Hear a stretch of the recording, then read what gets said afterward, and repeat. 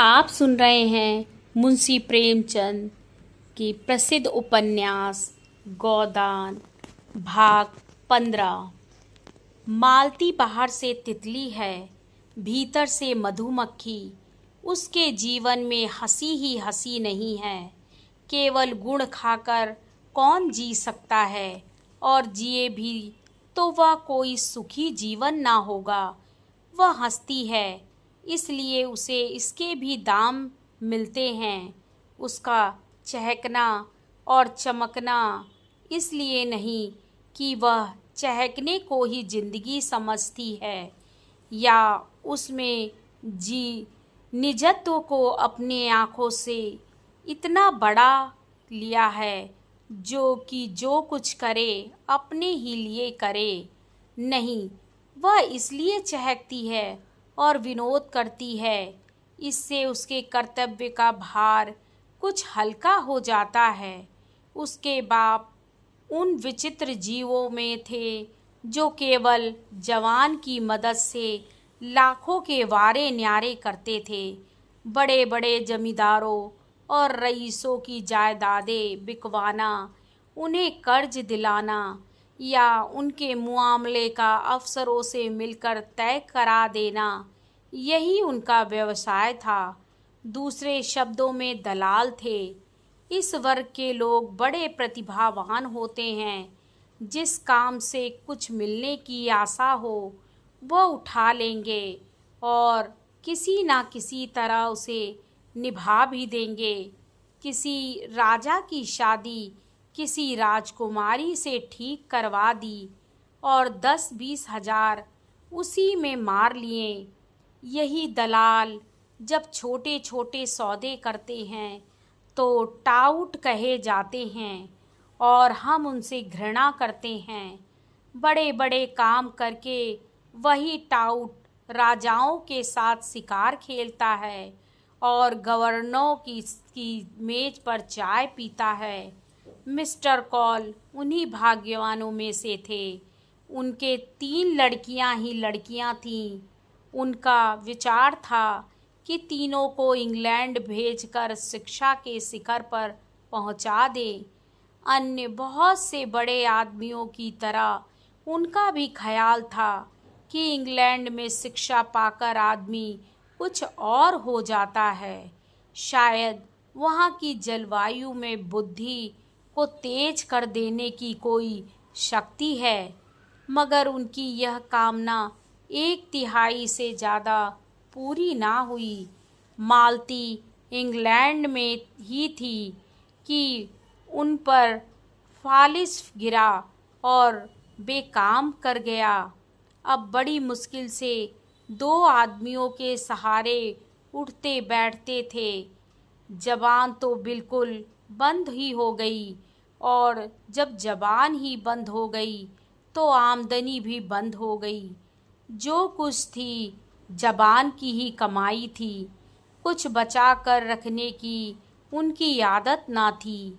अनियमित आय थी और अनियमित खर्च था। इसीलिए इधर कई साल से बहुत तंगहाल हो रहे थे। सारा दायित्व मालती पर आ पड़ा। मालती के 400-500 रुपए में वह भोग विलास और ठाट बाट तो क्या निभता। हाँ, इतना था कि दोनों लड़कियों की शिक्षा होती जाती थी। भले मानसों की तरह जिंदगी बसर होती थी। मालती सुबह से पहर रात तक दौड़ती रहती थी। चाहती थी कि पिता सात्विकता के साथ रहे, लेकिन पिताजी को शराब कबाब का ऐसा चस्का पड़ा था कि किसी तरह गला ना छोड़ता था। कहीं से कुछ ना मिलता तो एक महाजन से अपने बंगले पर प्रोनोट लिखकर 1000-2000 ले लेते थे। महाजन उनका पुराना मित्र था, जिसने उनकी बदौलत लेन देन में लाखों कमाए थे और मुरव्वत के मारे कुछ बोलता ना था। उसके 25,000 चढ़ चुके थे और अब चाहता कुर्की करा सकता था। मगर मित्रता की लाज निभाता जाता था। आत्मसेवियों में जो निर्लज्जता आ जाती है वह कौल में भी थी। तकाजे हुआ करे, उन्हें परवाह ना थी। मालती उनके अपव्यय पर झुंझलाती रहती थी, लेकिन उसकी माता जो साक्षात देवी थी और इस युग में भी पति की सेवा को नारी जीवन का मुख्य समझती थी, उसे समझाती रहती थी। इसीलिए गृह युद्ध ना होने पाता था। संध्या हो गई थी, हवा में अभी तक गर्मी थी, आकाश में धुंध छाया हुआ था। मालती और उसकी दोनों बहनें बंगले के सामने घास पर बैठी हुई थीं। पानी ना पाने के कारण वहाँ की धूप जल गई थी और भीतर की मिट्टी निकल आई थी। मालती ने पूछा, माली, क्या आप बिल्कुल पानी नहीं देता? मझली बहन सरोज ने कहा, पड़ा पड़ा सोया करता है सूअर, जब कहो तो 20 बहाने निकालने लगता है। सरोज बीए में पढ़ती थी, दुबली सी, लंबी, पीली, रूखी, कटु। उसे किसी की कोई बात पसंद ना आती थी, हमेशा ऐब निकालती रहती थी। डॉक्टरों की सलाह थी कि वह कोई परिश्रम ना करे और पहाड़ पर रहे, लेकिन घर की स्थिति ऐसी ना थी कि उसे पहाड़ पर भेजा जा सके। सबसे छोटी वरदा को सरोज से इसलिए द्वेष था कि सारा घर सरोज को हाथों हाथ लिए रहता था। वह चाहती थी जिस बीमारी में इतना स्वाद है वह उसे ही क्यों नहीं हो जाती। गोरी सी, गर्वशील, स्वस्थ, चंचल आंखों वाली बालिका थी जिसके मुख पर प्रतिभा की झलक थी। सरोज के सिवा उसे सारे संसार से सहानुभूति थी। सरोज के कथन का विरोध करना उसका स्वभाव था।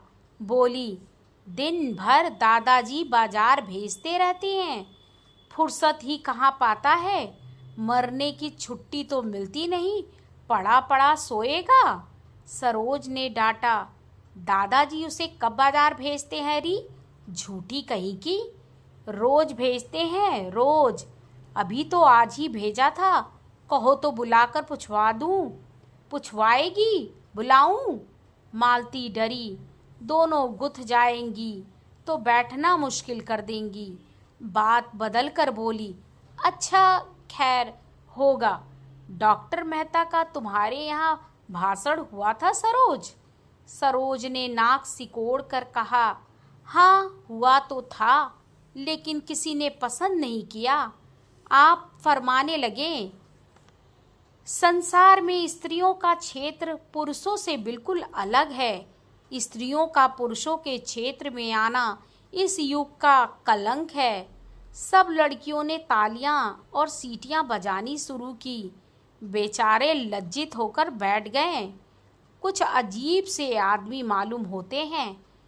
आपने यहाँ तक कह डाला कि प्रेम केवल कवियों की कल्पना है, वास्तविक जीवन में इसका कहीं निशान नहीं। लेडी हुकू ने उनका खूब मजाक उड़ाया। मालती ने कटाक्ष किया, लेडी हुकू ने? इस विषय में वह भी कुछ बोलने का साहस रखती हैं? तुम्हें डॉक्टर साहब का भाषण आदि से अंत तक सुनना चाहिए था। उन्होंने दिल में लड़कियों को क्या समझा होगा? पूरा भाषण सुनने का सब्र किसे था? वह तो जैसे घाव पर नमक छिड़कते थे। फिर उन्हें बुलाया ही क्यों? आखिर उन्हें औरतों से कोई बैर तो है नहीं। जिस बात को हम सत्य समझते हैं उसी का तो प्रचार करते हैं। औरतों को खुश करने के लिए वह उनकी सी कहने वालों में नहीं। और फिर अभी वह कौन जानता है कि स्त्रियां जिस रास्ते पर चलना चाहती हैं वही सत्य है। बहुत संभव है आगे चलकर हमें अपनी धारणा बदलनी पड़े।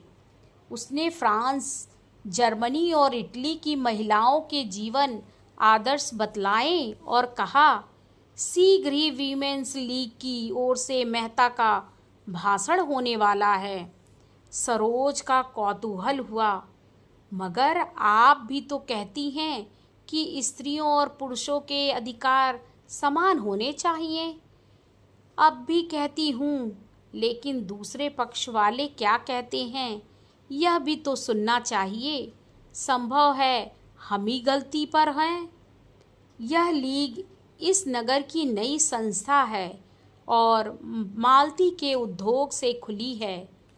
नगर की सभी शिक्षित महिलाएं उसमें शरीक हैं।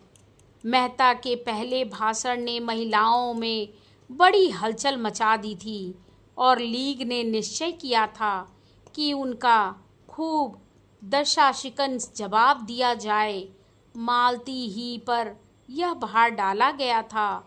मालती कई दिन तक अपने पक्ष के समर्थन में युक्तियां और प्रमाण खोजती रही और भी कई देवियां अपने भाषण लिख रही थीं।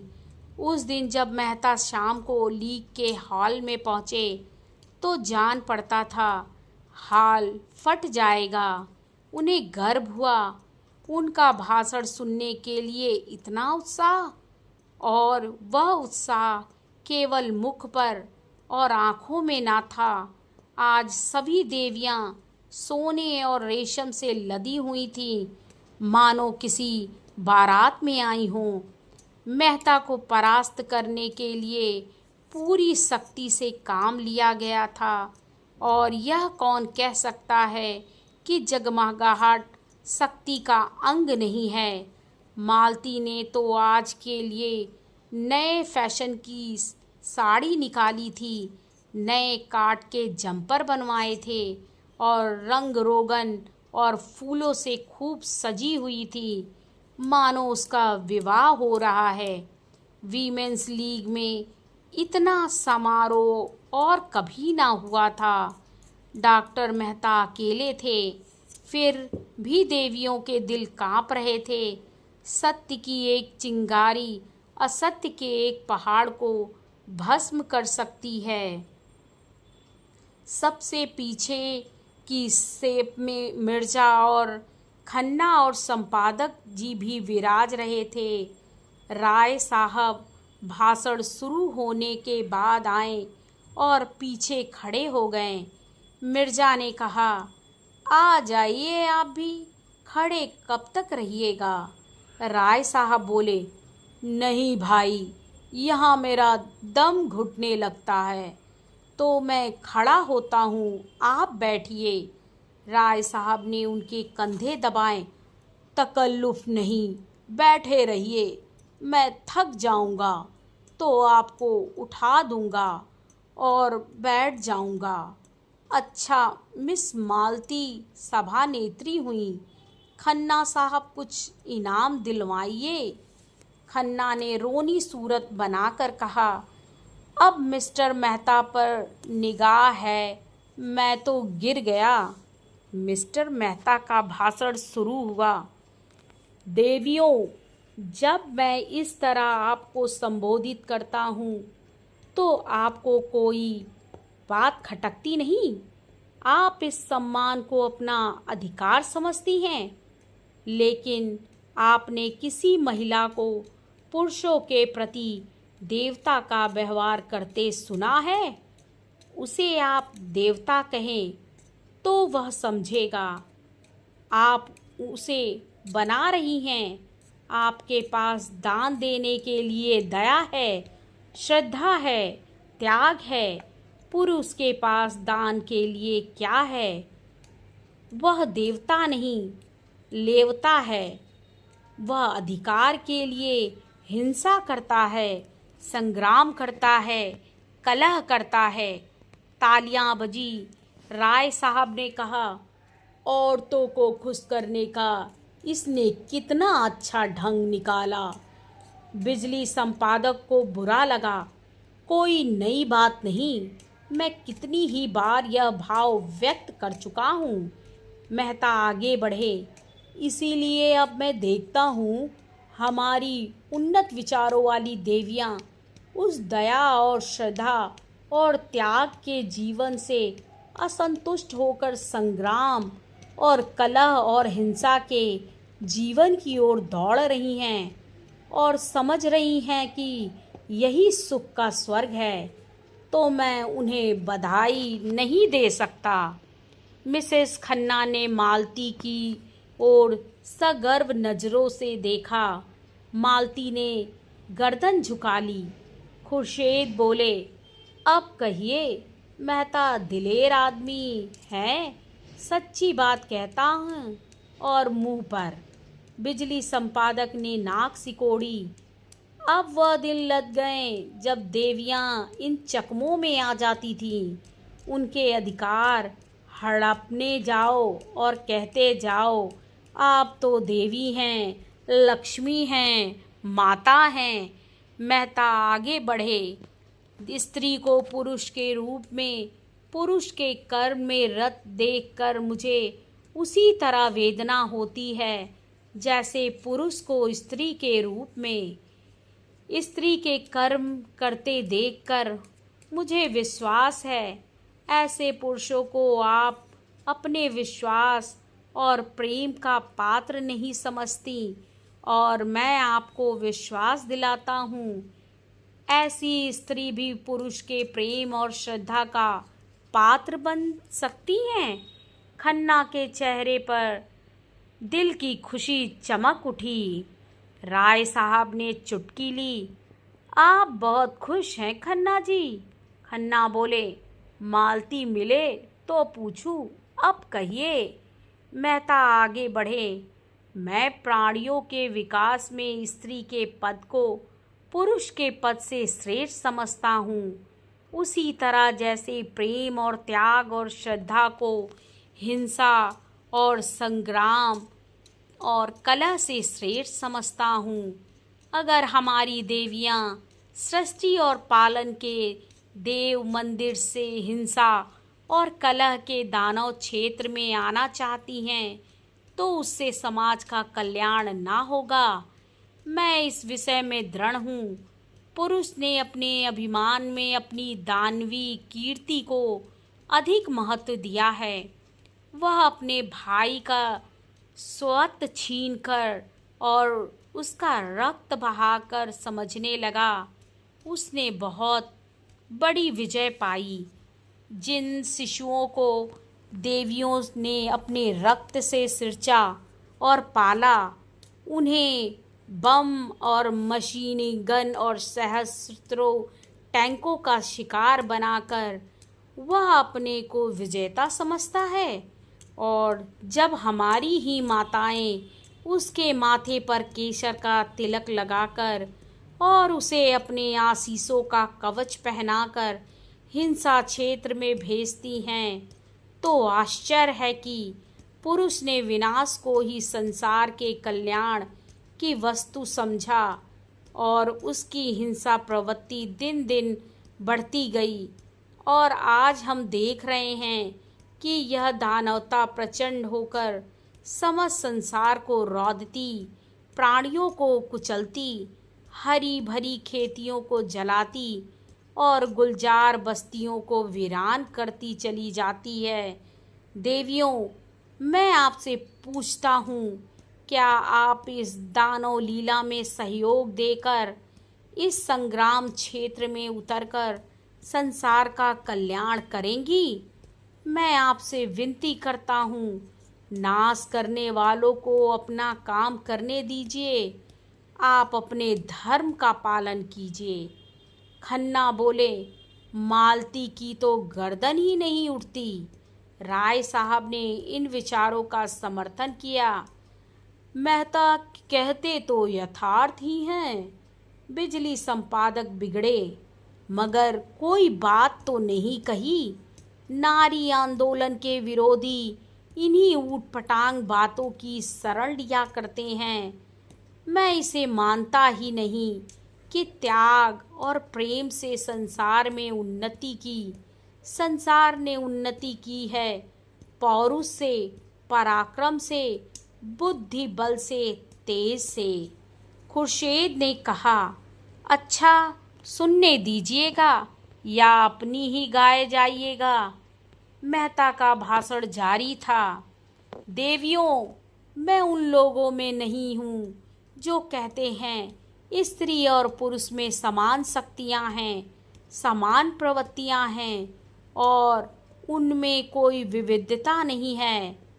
इससे भयंकर असत्य की मैं कल्पना नहीं कर सकता। यह वह सत्य है जो युग युगांतरों से संचित अनुभव को उसी तरह ढक लेना चाहता है जैसे बादल का एक टुकड़ा सूर्य को ढक लेता है। मैं आपको सचेत किए देता हूँ कि आप इस जाल में ना फंसे। स्त्री पुरुष से उतनी ही श्रेष्ठ है जितना प्रकाश अंधेरे से। मनुष्य के लिए क्षमा और त्याग और अहिंसा जीवन के उच्चतम आदर्श हैं। नारी इस आदर्श को प्राप्त कर चुकी है। पुरुष धर्म और अध्यात्म और ऋषियों का आश्रय लेकर उस लक्ष्य पर पहुंचने के लिए सदियों से जोर मार रहा है, पर सफल नहीं हो सका। मैं कहता हूँ, उसका सारा अध्यात्म और योग एक तरफ और नारियों का त्याग एक तरफ। तालियां बजी, हाल हिल उठा। राय साहब ने गदगद होकर कहा, मेहता वही कहते हैं जो इनके दिल में है। ओंकारनाथ ने टीका की, लेकिन बातें सभी पुरानी हैं, सड़ी हुई। पुरानी बात भी आत्मबल के साथ कही जाती है तो नई हो जाती है। जो 1,000 रुपये हर महीने फटकार कर विलास में उड़ाता हो, उसमें आत्मबल जैसी वस्तु नहीं रह सकती। यह केवल पुराने विचार की नारियों और पुरुषों को प्रसन्न करने का ढंग है। खन्ना ने मालती की ओर देखा। यह क्यों फूली जाती है? इन्हें तो शर्माना चाहिए। खुर्शीद ने खन्ना को उकसाया। अब तुम भी एक तहरीर कर डालो खन्ना, नहीं मेहता तुम्हें उखाड़ फेंकेगा। आधा मैदान तो उसने अभी मार लिया। खन्ना खिसिया कर बोले, मेरी ना कहिए, मैंने ऐसी कितनी चिड़िया फंसा कर छोड़ दी। राय साहब ने खुर्शीद की तरफ आंख मारकर कहा, आजकल आप महिला समाज की तरफ आज आते जाते हैं। सच कहना, कितना चंदा दिया?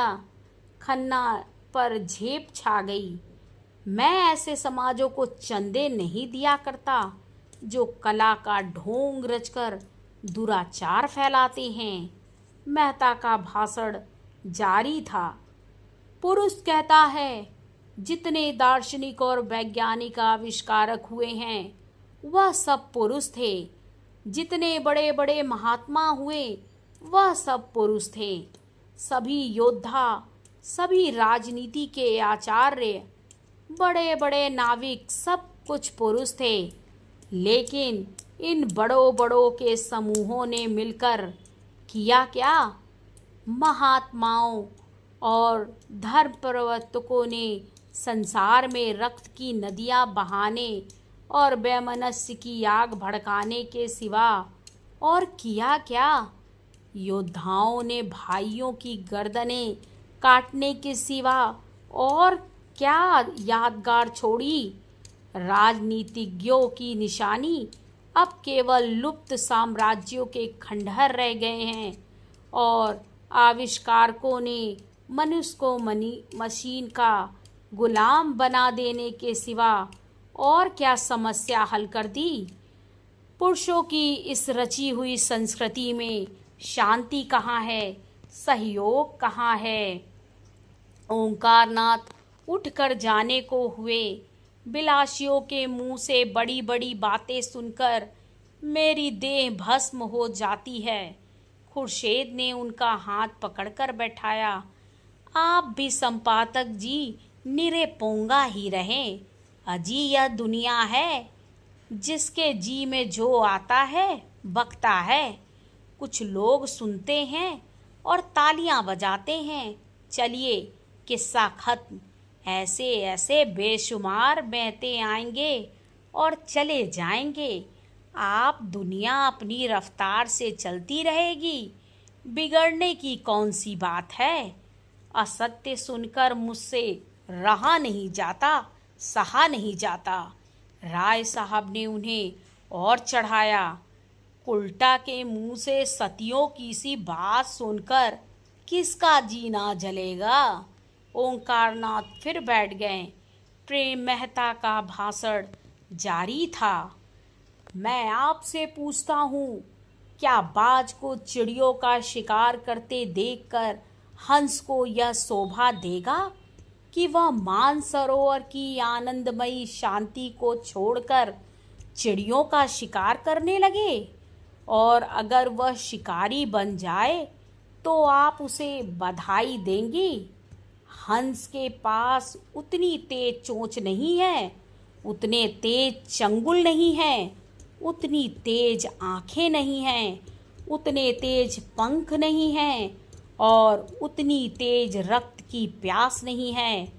उन अस्त्रों का संचय करने में उनसे सदियां लग जाएंगी, फिर भी वह बाज बन सकेगा या नहीं, इसमें संदेह है। मगर बाज बने या ना बने, वह हंस ना रहेगा। वह हंस जो मोती चुगता है। खुर्शीद ने टीका की। यह तो शायरों की सी दलीलें हैं। मादा बाज भी उसी तरह शिकार करती है जैसे नर बाज। ओंकारनाथ प्रसन्न हो गए। उस पर आप फिलासफर बनते हैं, इसी तर्क के बल पर? खन्ना ने दिल का गुबार निकाला। फिलासफर नहीं, फिलासफर की दुम है। फिलासफर वह हैं जो, ओंकारनाथ ने बात पूरी की, जो सत्य से जौ भर भी ना टले। खन्ना को यह समस्या पूर्ति नहीं रुचि। मैं सत्यवत नहीं जानता। मैं तो फिलासफर उसे कहता हूँ जो फिलासफर हो सच्चा। खुर्शीद ने दाद दी। फिलासफर की आपने कितनी सच्ची तारीफ की है। वाह, सुभान अल्लाह। फिलासफर वह हैं जो फिलासफर हो, क्यों ना हो। मेहता आगे चले। मैं नहीं कहता देवियों को विद्या की जरूरत नहीं है और पुरुषों से अधिक। मैं नहीं हता देवियों को शक्ति की जरूरत नहीं है और पुरुषों से अधिक, लेकिन वह विद्या और वह शक्ति नहीं जिससे पुरुष ने संसार को हिंसा क्षेत्र बना डाला है। अगर वही विद्या और वही शक्ति आप भी ले लेंगी तो संसार मरुस्थल हो जाएगा। आपकी विद्या और आपका अधिकार हिंसा और विध्वंस में नहीं, सृष्टि और पालन में है। क्या आप समझती हैं वोटों से मानव जाति का उद्धार होगा, या दफ्तरों में या अदालतों में जबान और कलम चलाने से? इन नकली अप्राकृतिक विनाशकारी अधिकारों के लिए आप वह अधिकार छोड़ देना चाहती हैं जो आपको प्रकृति ने दिए। आगे की कहानी अगले भाग में।